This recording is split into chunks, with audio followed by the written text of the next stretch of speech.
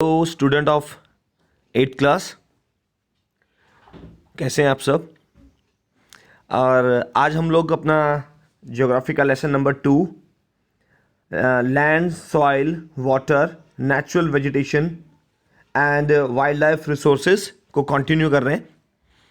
इससे पहले हम लोगों ने सॉइल का इंट्रोडक्टरी पार्ट और लैंडस्लाइड को कैसे रोकेंगे, ये सब बातें पढ़ चुके थे। तो आज हम लेसन को आगे करते हैं। Look at the picture.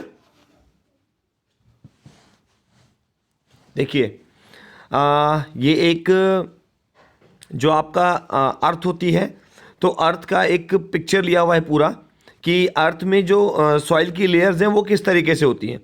तो जो अपर लेयर होती है, जहाँ पर आप प्लांट्स उगते हैं, अपर लेयर, ठीक। तो उसमें क्या होता है कि top soil with humus and vegetation.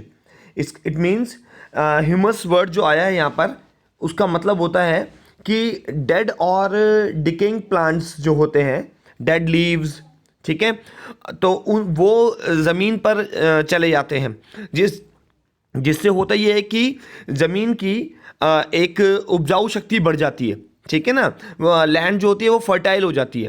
तो जो अपर लेयर ऑफ सॉइल होती है उसमें आपको ह्यूमस देखने को मिलेगा, ठीक, ये वाले जो टर्म आ रही है, ठीक है, ओके फाइन। उसके बाद जो दूसरी लेयर होगी, सेकेंड लेयर, वो होगी सब soil with sand, silt and clay. यानी कि सिल्ट जो वर्ड होता है उसका मतलब होता है,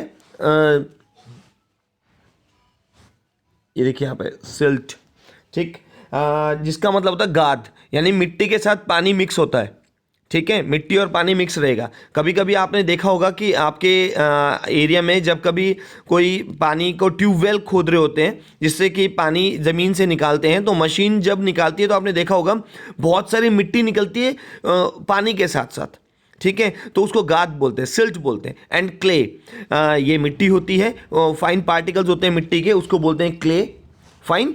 अच्छा चलिए, और थर्ड लेयर जो होती है वो होती है वेदर्ड रॉक मटेरियल, ठीक, यानी कि आप इसको बोल सकते हैं कि अपक्षेद चट्टानी, ठीक है, पदार्थों से बना हुआ हिस्सा। तो इसका मतलब ये होता है कि जो जो वेदर्ड रॉक, वैसे हम पहले डिस्कस कर चुके हैं, जो टूटने वाला जो चट्टानी हिस्सा होता है जिससे टूट करके फर्दर फ्यूचर में आगे चल करके मिट्टी बन जाएगी, उसे वेदर्ड रॉक कहते हैं। और नीचे होता है पेरेंट रॉक, ठीक है, अच्छा, जिसे कि हिंदी में जनक चट्टाने भी बोलते हैं। तो ये था आपका एक सॉइल प्रोफाइल, ठीक है। आगे चलते हैं। Do you know it takes hundreds of years to make just 1 centimetre of soil. क्या आपको मालूम है कि मिट्टी की जो लेयर होती है उसकी सिर्फ 1 सेंटीमीटर बनने के लिए हजारों साल या सैकड़ों वर्ष लग जाते हैं, ठीक है।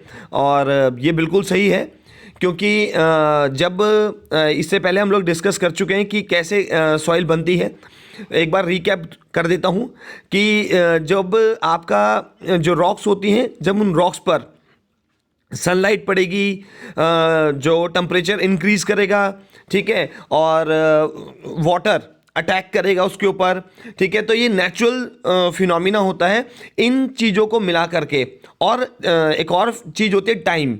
तो ये सब चीज़ें जब लगती हैं, ठीक है, समय के साथ साथ जब उस पर धूप का, मौसम का और पानी का, जब एक और इसके अलावा भी बायोलॉजिकल रिएक्शंस भी होती हैं, ये सब चीज़ें मिल करके फिर उस जो वेदर्ड रॉक होती है उसे तोड़ देती है और फाइनली वो मिट्टी में बदल जाती है। हालांकि ये प्रोसेस कई सैकड़ों सालों के अंदर होता है। तो आप समझ सकते हैं इसकी वैल्यू क्या है। टॉप सॉइल की वैल्यू बहुत ज़्यादा होती है जहाँ पर आप एग्रीकल्चर करते हैं, यानी मिट्टी की जो ऊपरी परत है जहाँ पर पौधे उगाए जाते हैं उसे बोलते हैं top layer of the soil. आगे चलते हैं। फैक्टर्स ऑफ सॉइल फॉर्मेशन, यानी कि मिट्टी बनने के कौन कौन से कारण हैं, ठीक है। तो the major factors of soil formation are the nature of the parent rock and climatic factors. तो मेन कारण तो इसके अंदर पेरेंट रॉक ही है। अगर पेरेंट रॉक ही नहीं होगी, यानी कि जो चट्टान ने टूट करके मिट्टी में बदलना है, तो उसका होना बहुत ज़रूरी है। तो पेरेंट रॉक, ठीक। यहाँ पर आप इसको अंडरलाइन भी कर सकते हैं, parent rock and climatic factors. ठीक है, अच्छा, इट मीन्स भाई पेरेंट रॉक होनी बहुत ज़रूरी है। इसके अलावा जो क्लाइमेटिक फैक्टर्स हैं, जो जलवायु कारण बनते हैं, जिसमें मैंने आपको बता दिया कि टेम्परेचर है, वाटर है, ठीक है, ये सब भी ज़रूरी है। Other factors are topography, role of organic.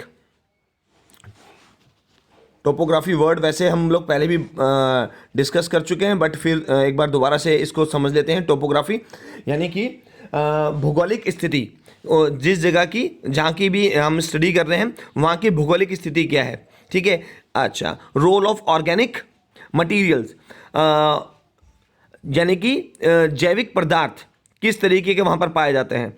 आपको बता दूं कि अगर एल्गी है वहाँ पर, ठीक है, तो उसको मिट्टी बनने में आसान हो जाएगा। ठीक है, तो ये जो है, और एल्गी एक लिविंग प्लांट होता है बहुत छोटा, ठीक है, जिसको आम भाषा में काई भी बोल देते हैं। तो जो जितनी ज़्यादा ये होगा तो उससे आसानी मिल जाता है मिट्टी को बनने में, यानी कि रॉक को टूटने में उतना ईजी हो जाएगा। And time taken for the composition of soil formation, इसके अलावा टाइम भी एक फैक्टर है। ठीक है, जितना ज़्यादा टाइम मिलता है उतनी ज़्यादा फिर तब मिट्टी बनेगी। ठीक है, all these differ from place to place. हाँ, ये बात बिल्कुल सही है कि ये जो फैक्टर्स लिखे हुए हैं ये हर एरिया के हिसाब से अलग अलग हो सकते हैं। Look at the picture, figure 2.4, factors affecting soil formation. तो यहाँ पर कुछ फैक्टर्स दिए हुए हैं, कुछ ऐसे कारण जो कि सॉइल फॉर्मेशन पर असर डालते हैं। देखिए, नंबर 1, पेरेंट रॉक।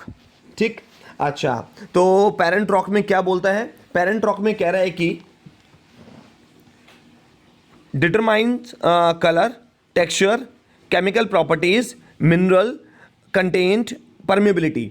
यानी कि जो हमारा जो जनक पहाड़ जिसे आप कह सकते हो, जिससे टूट करके मिट्टी बनने वाली है, ठीक है, तो उसका कलर, ठीक है, अच्छा, उसकी कैसी बनावट है, उसका क्या केमिकल प्रॉपर्टीज़ हैं, ठीक है, जिसे हम बोल सकते हैं कि रासायनिक गुणधर्म कैसे हैं, ठीक, और उसके अंदर कितने प्रकार के मिनरल्स मिलते हैं, ठीक है, और उसकी परमेबिलिटी क्या है। ठीक है, परमेबिलिटी का वैसे जो मतलब होता है वो मतलब होता है, हिंदी में अगर मैं मीनिंग की बात करूं तो हिंदी मीनिंग होता है परमेबिलिटी का, ये देखिए टर्म आ गई, यहाँ पे वर्ड आ रहा है, इसका हिंदी में मतलब होता है पारगम्यता। ठीक है, अच्छा, वैसे अगर सिंपल भाषा में बता दूं तो इसका मतलब होता है आर पार हो जाने वाला। ठीक है, ये चीज़ है। तो अगर रॉक जो है, पेरेंट रॉक है, अगर उसके अंदर आर पार होने की क्षमता नहीं होगी, यानी कि उसके अंदर अगर हल्के माइनर छेद नहीं होंगे, तो कैसे तो वाटर जाएगा उसके अंदर। ठीक है, और तो उस पर उसके ब्रेक होने की पॉसिबिलिटी कम हो जाती है, तो परमेबिलिटी होनी ज़रूरी होगी। अच्छा, सेकेंड फैक्टर है क्लाइमेट। अब क्लाइमेट में आ जाता है temperature, rainfall, influence, rate of weathering and humus formation. यानी कि जो वातावरण होगा, जो जलवायु होगी, उसमें जो तापमान है और जो बारिश है, ठीक है, पानी, तो ये जो वेदर रॉक को ब्रेक होने में आपका हेल्प करते हैं। तो ये जितना होंगे उतना ज़्यादा मिट्टी बनने में आसानी रहेगी और ह्यूमस बनने में आसानी रहेगी। ठीक है, तो क्योंकि ह्यूमस जो है वो भी मदद करती है मिट्टी को तोड़ने में, ठीक है, मिट्टी को बनाने में, सॉरी। उसके बाद है रिलीफ। वैसे रिलीफ वर्ड का जो मतलब होता है, इसका मतलब होता है ऊंचाई। ये जो रिलीफ वर्ड आ रहा है यहाँ पर, इसका मतलब है ऊंचाई, और ऊंचाई या आप निचाई से ले सकते हो। यहाँ पर जो ज्योग्राफी के अंदर इस वर्ड का जो मतलब निकलता है वो ऊंचाई और निचाई से है। तो altitude and slope determine accumulation of soil. Altitude यानी कि किसी जगह की ऊंचाई, ठीक है, समुद्र तल से उसकी ऊंचाई कितनी है। तो इस हिसाब से भी अगर जो हमारा जो पेरेंट रॉक है, अगर उसकी ऊंचाई और उसकी निचाई, मतलब समुद्र तल से उसकी कितनी हाइट हो गई, तो ये भी एक फैक्टर है जो कि मिट्टी बनने में काम आने वाला है। वैसे आपकी नॉलेज के लिए बता दूं, जो एल्टीट्यूड है, जैसे फॉर एग्जांपल हमारे पानीपत का एल्टीट्यूड क्या है? हमारे पानीपत का एल्टीट्यूड है 219 मीटर फ्रॉम सी लेवल। यानी समुद्र तल से इसको नापा जाता है, समुद्र तल से उस एरिया की ऊंचाई कितनी है। तो हम समुद्र तल से 219 मीटर ऊंचाई पर हैं। और इसी तरीके से हम और आगे चले जाते हैं। अगर हम शिमला की बात कर लें तो शिमला की जो एल्टीट्यूड है वो है 2276 मीटर, यानी 2276 मीटर के आसपास उसकी ऊंचाई है। ठीक है, तो आप समझ सकते हो कि शिमला में अब वहां पर वेदर का फर्क पड़ जाएगा और हमारे यहाँ पर वेदर का फर्क पड़ जाएगा क्योंकि एल्टीट्यूड का फर्क है। तो ठीक सॉइल फॉर्मेशन के टाइम पर भी जो पेरेंट रॉक है उसके एल्टीट्यूड क्या है वो फैक्टर है। फाइन, उसके बाद चलते हैं जो फोर्थ फैक्टर है वो है flora fauna and micro organisms. Flora fauna यानी कि वहाँ पर किस प्रकार की वनस्पति और किस प्रकार के जीव जंतु पाए जाते हैं उसको बोलते हैं flora and fauna. And micro organisms यानी सूक्ष्म जीव। तो ये जो है affect the rate of humus formation. ये जो तीनों बातें हैं, फ्लोरा भी और फ्यूना और माइक्रो ऑर्गेनिज्म, ये तीनों चीज़ें ही ह्यूमस फॉर्मेशन पर असर डालती हैं। और ह्यूमस जो होता है वो असर डालता है सॉइल फॉर्मेशन पर। तो यानी कि ये भी रीज़न बन गए सॉइल फॉर्मेशन के कि जिस हिसाब से अगर फ्लोरा फ्यूना जैसी जैसी रहेगी वो एरिया के हिसाब से होती है। ठीक है, और जो माइक्रो ऑर्गेनिजम्स होंगे तो वो हेल्प करने वाले हैं ह्यूमस बनने में और ह्यूमस हेल्प करने वाला है सॉइल फॉर्मेशन में। राइट, आगे चलते हैं। टाइम। तो टाइम जो फैक्टर है वो क्या कहता है कि determines thickness of soil profile, यानी कि जितना ज़्यादा समय लगेगा उतनी ज़्यादा जो हमारी सॉइल होगी उसकी थिकनेस बढ़ती जाएगी। ठीक है, तो ये थे आपके सामने 5 फैक्टर्स थे। और अब आगे चलते हैं। नेक्स्ट है degradation of soil and conservation measures. Degradation term जो आ रही है, वर्ड जो आ रहा है, इस वर्ड को देखिए, एंड सॉइल कंजर्वेशन। पहले तो इन शब्दों के मतलब जान लेते हैं। जो डिग्रेडेशन शब्द का मतलब होता है निम्नीकरण, यानी किसी चीज का खराब हो जाना। ठीक है, और कंजर्वेशन का मतलब होता है संरक्षण, यानी कि उसे बचाना। तो अब यहां पर मिट्टी कैसे खराब होती है और उसको बचाएंगे कैसे आप, तो अब इसकी बात कर लेते हैं। ठीक, सॉइल इरोजन। ठीक, soil erosion and depletion are the major threats to soil as a resource। ये बड़े मुख्य कारण बनते हैं सॉइल इरोजन जो होता है। ठीक, यानी कि मृदा अपरदन और सॉइल डिप्लेशन यानी कि मृदा क्षीणता इसको बोलते हैं हिंदी में। तो ये भी एक खतरा है मिट्टी को बचाने के लिए, क्योंकि सॉइल इरोजन हमें पहले भी हम पढ़ चुके हैं कि इसकी वजह से जो top layer of the soil होती है वो खराब हो जाती है ना। अच्छा, both human and natural factors can lead to degradation of soil. ये दोनों ही आप ह्यूमन फैक्टर भी है इसमें, ठीक है, और नेचुरल फैक्टर भी है, क्योंकि अगर ज़्यादा तेज़ हवा चल रही है, ठीक है, तो भी जो top layer of the soil होगी वो ख़राब हो जाएगी। बट इसमें मैंने आपको पहले भी बताया था कि ह्यूमन भी इसके लिए रिस्पॉन्सिबल है, क्योंकि नेचर ने तो वहाँ पर ग्रास लगा के दिए, ठीक है, या हर्ब्स लगा के दिए। अब ह्यूमन क्या कर रहे हैं, अपने इस्तेमाल के लिए उन हर्ब्स को, उन ग्रास को, ठीक है, उसको खराब कर देता है। तो उससे होगा क्या कि जो top layer of the soil होगी वो रिमूव कर जाएगी। इसी फिनोमिना को सॉइल इरोजन कहते हैं। तो ये जो दोनों बता रहे हैं बातें, ये मैन मेड भी है और नेचुरल भी है, दोनों चीज़ें होती हैं इसके अंदर, और ये रिस्पॉन्सिबल होती हैं, ठीक है, सॉइल के डिग्रेडेशन के लिए। Factors which lead to soil degradation are deforestation, over grazing, over use of chemical fertilizers और pesticides, rain wash, landslides and floods. अच्छा, इसके अलावा बोलता है कि जो कारण बनते हैं सॉइल डिग्रेडेशन के वो कौन कौन से हो सकते हैं, तो वो आपके लिए ये आपको टर्म आपको याद करनी पड़ेंगी, और ये आंसर भी बनता है डिफॉरेस्टेशन, ठीक है, यानी कि पेड़ों को काटना, और ओवरग्रेजिंग यानी कि बहुत ज़्यादा अत्यधिक मात्रा में चारा चराना, ठीक है, जानवरों को जो है आप छोड़ देना, जिससे क्या होता है कि जानवर एक ही जगह पर चरता रहता है, तो वहाँ की जो घास होती है वो घास जो होगी वो ख़त्म हो जाएगी, तो जिससे भी सॉइल इरोजन का कारण बनता है। और over use of chemical fertilisers यानी कि जो हम लोग केमिकल फर्टिलाइजर जैसे यूरिया भी बोल देते हैं उसका यूज करते हैं, जिससे जो आपका सॉइल डिग्रेडेशन होने का एक रीज़न बनता है। इसके अलावा पेस्टिसाइड्स, पेस्टिसाइड्स उन दवाइयों को बोलते हैं जो कि पेस्ट को मारने के काम आती हैं। ठीक, अच्छा, पेस्टिसाइड्स, इंसेक्टिसाइड्स, ये टर्म्स आपने सुनी होंगी। पेस्टिसाइड्स तो पेस्ट मारती हैं और इंसेक्टिसाइड्स इंसेक्ट्स को मारती हैं। ठीक, पेस्ट छोटे होते हैं और इंसेक्ट्स थोड़े बड़े होते हैं। इंसेक्ट्स में जैसे ग्रास ऊपर आ गया, ठीक है ना। अच्छा, उसके अलावा रेन वॉश यानी कि बारिश का पड़ जाना और लैंडस्लाइड और फ्लड, ये भी फैक्टर्स हैं जो कि लैंड सॉइल डिग्रेडेशन करते हैं। ठीक है, चलिए आगे चलते हैं। In India, soils could be alluvial, black, red, laterite, desertic and mountain soil। देखिए यहाँ पे टर्म्स आ रही हैं, इन टर्म्स को थोड़ा सा लेते हैं, समझते हैं।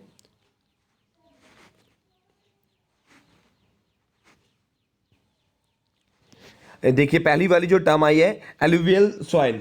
देखिए ये सॉइल कौन सी होती है, ये मैं आपको बता दूं कि ये मौसमी मिट्टी होती है। ठीक है, जैसे आमतौर पर जो नदी के साथ बहकर आती है उसको बोलते हैं। ठीक, अच्छा, इसके अंदर फाइन पार्टिकल्स ऑफ सिल्ट होते हैं, क्ले होते हैं और कुछ इसमें कोर्स पार्टिकल्स ऑफ सैंड भी होते हैं। सैंड के अलावा ग्रेवल्स भी, मैंने पत्थर भी होते हैं। तो ये इन सब चीज़ों से मिलकर बनती है। तो ये जो सॉइल होती है, ये सॉइल खेती के लिए बहुत अच्छी होती है। और ये सॉइल आमतौर पर कहाँ मिलती है, जो गंगा का प्लेन रीजन है वहाँ पर मिलती है, गंगा घाटी इलाके, जैसे अपने कुछ अपना हरियाणा का इलाका हो गया, उत्तर प्रदेश का इलाका हो गया, यहाँ पर ये मिलती है। ठीक, अच्छा, उसके अलावा ब्लैक सॉइल, ये ब्लैक सॉइल क्या होती है, इसके अंदर हाई परसेंटेज ऑफ ह्यूमस होती है। अब ह्यूमस टर्म मैं आपको पहले बता चुका हूँ कि high percentage of humus plus phosphorus plus ammonia. ठीक है, ये सब खेती के लिए बड़ी अच्छी चीज़ें होती हैं, तो ये ब्लैक सॉइल में मिलती है। और इसके अलावा इसके अंदर हाई परसेंटेज ऑफ क्ले भी होती है और ये भी खेती के लिए अच्छा होता है। तो ये चीज़ों से मिलकर के ब्लैक सॉइल बनता है। अब ब्लैक सॉइल जो होता है कहाँ पे पाया जाता है, ठीक है, ब्लैक सॉइल होता है, ये मिलता है आपका महाराष्ट्र में, आंध्र प्रदेश में, तमिलनाडु में, कर्नाटका में, यहाँ पर मिलता है। ठीक है, उसके अलावा अगली टर्म आई थी रेड सॉइल।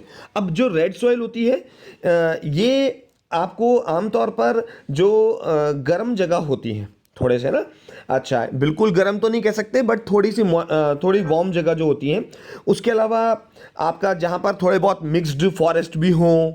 ठीक, अच्छा, और इन इलाकों में ये पाई जाती है, ऐसी जगहों पर जहाँ पे मिक्स फॉरेस्ट है और थोड़ी सी वार्म जगह है, हल्का सा मॉइस्चर भी है। तो ये खेती के लिए अच्छी नहीं होती, ये वाली जो मिट्टी होती है। और इंडिया में ये कहाँ मिलती है, साउथ महाराष्ट्र में मिल जाएगी, वेस्ट बंगाल में, उड़ीसा में, छत्तीसगढ़ में, तेलंगाना एक्सेट्रा, इन स्टेट्स में मिलती है। आगे चलते हैं, लेटराइट सॉइल। अब ये लेटराइट सॉइल कौन सी होती है, ये पथरीली मिट्टी होती है। ठीक है, इसके अंदर आयरन कंटेंट, एल्यूमिनियम कंटेंट ये मिलता है। ठीक, अच्छा, ये थोड़ी सी कम फर्टाइल होती है, इसमें फ़ायदा नहीं होगा, ज़्यादा उग नहीं पाएगा क्योंकि इसमें पत्थर ज़्यादा है।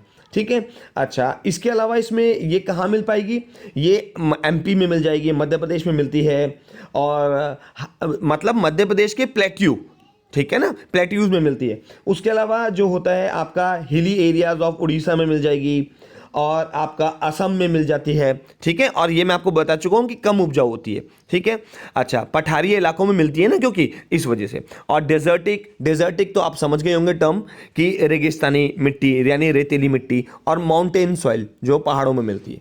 ठीक है, तो ये जो टर्म्स थी ये मैंने आपको सॉइल के बारे में बता दिया कि इंडिया में कैसे कैसे सॉइल्स हैं। ठीक है, अच्छा, उसके अलावा बोलता है कि collect and handful of different types of soil and observe how are they different. ये एक्टिविटी आपको खुद करके देखनी है, आपको अलग अलग टाइप की जो सॉइल है उसे कलेक्ट करना है। ठीक है, और आपको देखना है, ऑब्जर्व करना है कि वो डिफरेंट कैसे हैं। ठीक है, चलिए करके देखिएगा। अगर आपको इन दिनों अगर आप जा पाते हो, वैसे तो बाहर नहीं जा पाओगे फिर भी कोई बात नहीं। चलिए कर आगे चलते हैं। Some methods of soil conservation are listed below. अब इसमें यहाँ पर कुछ हम कैसे बचाएंगे मिट्टी को, उसे किस तरीके से संरक्षण कर सकते हैं, वो तरीके कुछ दिए हुए हैं। ठीक है, आइए अब उन तरीकों की बात कर लेते हैं। नंबर 1 देखिए, पहला आ रहा है मल्चिंग। ठीक है। तो अब मल्चिंग माने मल्च का बनाना। अब मल्च बनाना ये एक तरीके का नाम है, एक मेथड है। क्या है इसमें? The bare ground between plants is covered with a layer of organic matter like straw. It helps to retain soil moisture. यानी कि जो पौधों के बीच में, ठीक है, जो खाली पड़ी जमीन है, जैसे आपने एक प्लांट लगाया हुआ है, एक तरफ यहां पर एक प्लांट लगाया और इधर भी एक प्लांट लगाया। अब इन दोनों प्लांट्स के बीच में ये जो लैंड खाली है, ठीक है, इधर आप क्या करेंगे? इस लैंड में आप ऑर्गेनिक मैटर जैसे स्ट्रॉ यानी भूसा, ठीक है, उस भूसे को डाल देंगे, जिससे कि मिट्टी का जो मॉइस्चर है वो बरकरार रहेगा। ठीक है, ये चीज होता है। उसके बाद सेकंड फैक्टर जो है, सेकंड मेथड जो है वो है कॉन्टोर बैरियर्स। अब इसमें क्या होता है? इसका मतलब होता है दीवार बनाना। ठीक है, तो ये कैसे बनेगी? स्टोन्स, ग्रास, सॉइल, ठीक है, इसमें मिट्टी, घास और पत्थर का इस्तेमाल करते हैं। Are use to build barriers along the contours. यानी अपनी खेती, जो अपनी ज़मीन है उसके चारों तरफ जो होता है दीवार नुमा बना देते हैं। ठीक है, इससे होगा क्या?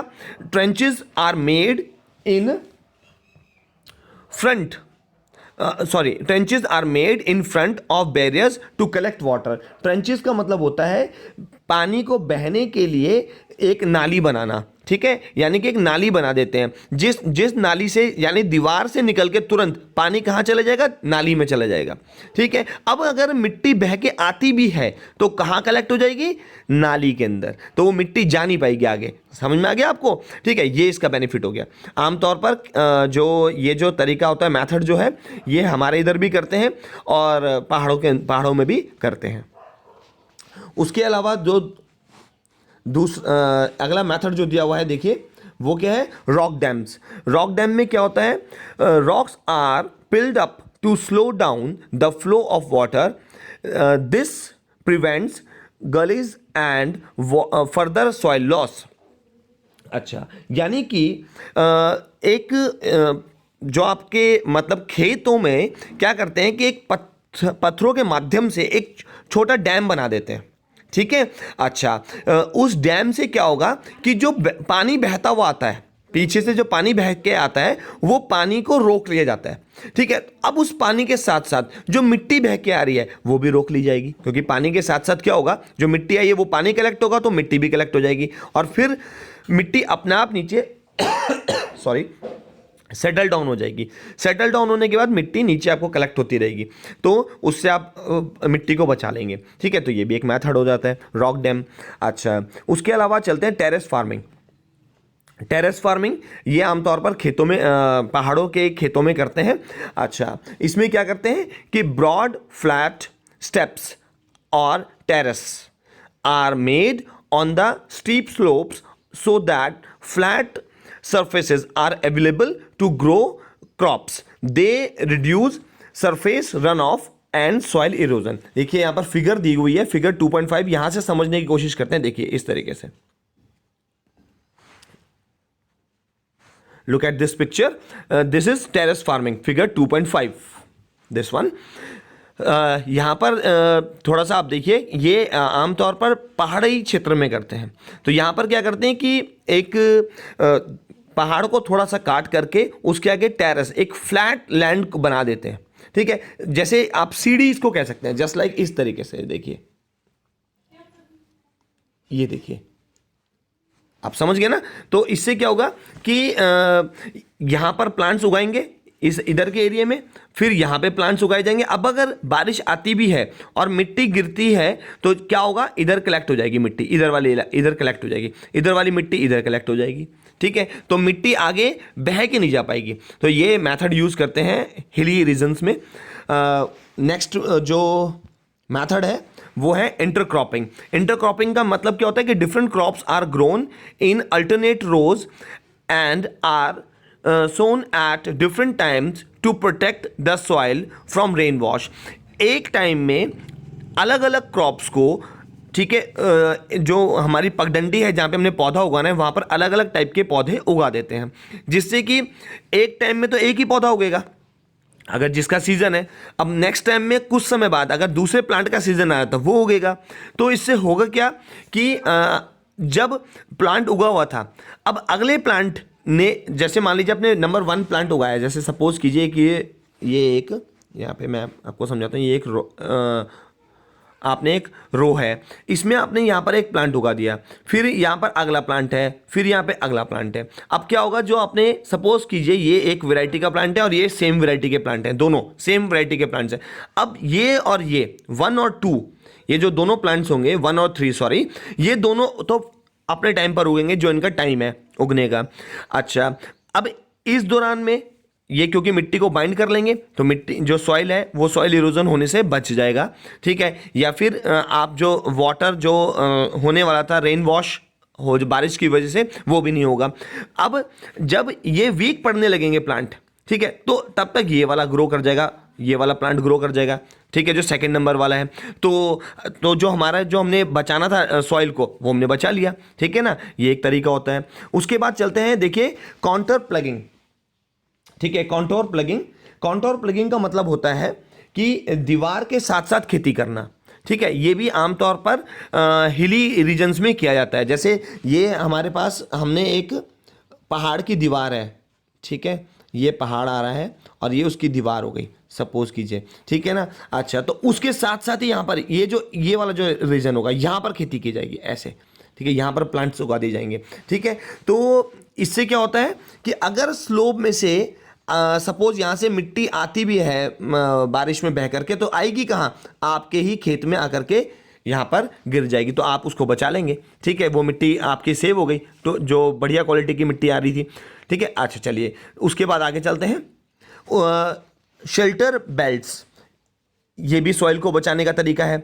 इसमें क्या करते हैं, in the coastal and dry regions, ठीक है। कोस्टल रीजन्स जो कि समुद्र के किनारे वाले रीजन्स होते हैं ये वाले, और ड्राई रीजन्स, ठीक है। जैसे हमारा खुद के इधर वाला इलाका भी ड्राई रीजन्स में आ जाता है, हमारे यहाँ पे कुछ इलाके, और आपके राजस्थान के इलाके ड्राई रीजन में आ जाते हैं। तो यहाँ पर क्या करते हैं कि rows of trees are planted to check the wind movement to protect soil covers. यहाँ पर प्लांट्स लगा दिए जाते हैं साथ में, ठीक है। यानी कि आपके खेत के साथ साथ क्या लगा देंगे, प्लांट्स लगा देंगे, ठीक है। ये मान लेते हैं हमारा फील्ड हो गया, ठीक है, ये हमारा फील्ड है, तो इसमें यहाँ पर साइड साइड में प्लांट्स लगा दिए जाएंगे। आपने अपने इधर भी देखे होंगे, ठीक है ना। अच्छा, तो ये क्या करते हैं कि जो आपका एयर है, एयर का जो यहाँ से एयर आ रही है, स्पीडली एयर है, तो उस एयर के मूवमेंट को रोक देंगे, क्योंकि प्लांट्स जो हैं, तो जिससे क्या होगा कि जो सॉइल है वो हवा में उड़ करके कहीं और नहीं जा पाएगी, जो top layer of the soil होती है वो प्रोटेक्ट रह जाती है, ठीक है। ये आपको इधर भी, हमारे इधर भी देखने को मिल जाएगा हरियाणा के अंदर, ठीक है। फिगर 2.7 में ये दिखाया हुआ है। नेक्स्ट चलते हैं। नेक्स्ट चलिए, खैर अब आज के लिए हम लोग यहीं पे अपने टॉपिक को एंड कर रहे हैं। So student, keep watching and keep learning. Thank you very much.